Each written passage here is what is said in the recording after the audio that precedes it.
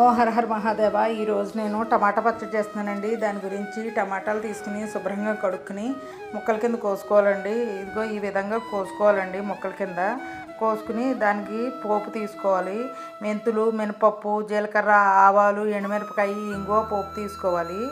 తర్వాత పొయ్యి మీద మూకుడు కాలేసుకుని అందులో కొంచెం వేరుశనగ నూనె వేసి ఈ పోపులన్నీ వేసి ఇలాగ వేయించుకోవాలి. మినపప్పు దోరగా రావాలి, ఆవాలు చిటపట్లాడుతూ వేగాలి. కొద్దిగా వేగిన తర్వాత ఇంగువ ముక్క కూడా అందులో వేసేసి కొంచెం దోరగా అయ్యేలాగా వేయించుకోవాలి. వేయించుకుని అది పక్కన అట్టే పెట్టుకోవాలి, చల్లారబెట్టుకోవాలి.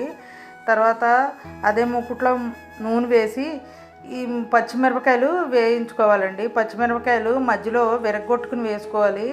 అలా వేసుకోవడం వల్ల పేలకుండా ఉంటాయి, లేకపోతే మొహం మీద పేలుతాయి. తర్వాత అవి కొద్దిగా వేగాక అందులోని టమాటాలు వేసేసేయాలి.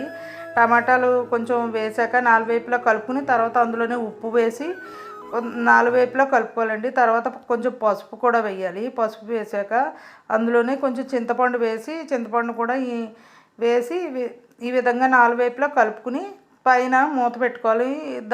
ఇలా చేయడం వల్ల మగ్గుతుంది ఈ పచ్చడి. అన్నంలోకి వేరుశనగ నూనె వేసుకుని పప్పు నూనె వేసుకుని తిన్నా వేడన్నంలో బాగుంటుంది ఈ పచ్చడి. అలాగే దోశల్లోకి, మినపరొట్టులోకి, ఇడ్లీలోకి కూడా బాగుంటుంది ఈ పచ్చడి. ఇదిగోండి కొద్దిగా ఎగిరింది, నీళ్ళు ఉన్నాయి ఇంకాను. నీరు ఎగిరిదాకా ఎగరబెట్టుకోవాలండి. దగ్గర పడ్డాక ఇదిగోండి తీసేసాను. దగ్గర పడ్డాక పక్కన పెట్టుకోవాలండి. ఇదిగోండి పళ్ళెలో వేసి చల్లారి పెట్టుకున్నాను. పోపు నేను ఈ వేయించిన ముద్దని, టమాటా ముద్దని పక్కన అట్టే పెట్టుకున్నాను, చల్లారి పెట్టుకున్నాను. తర్వాత మిక్సీ జార్లో ఇలా పోపు వేసుకుని పోపుని ఇగోండి ఈ విధంగా మిక్సీ పట్టుకోవాలి. కొద్దిగా నలిగింది, ఇలా నలిగాక మెత్తగా నలిగేదాకా మిక్సీ పట్టుకోవాలి.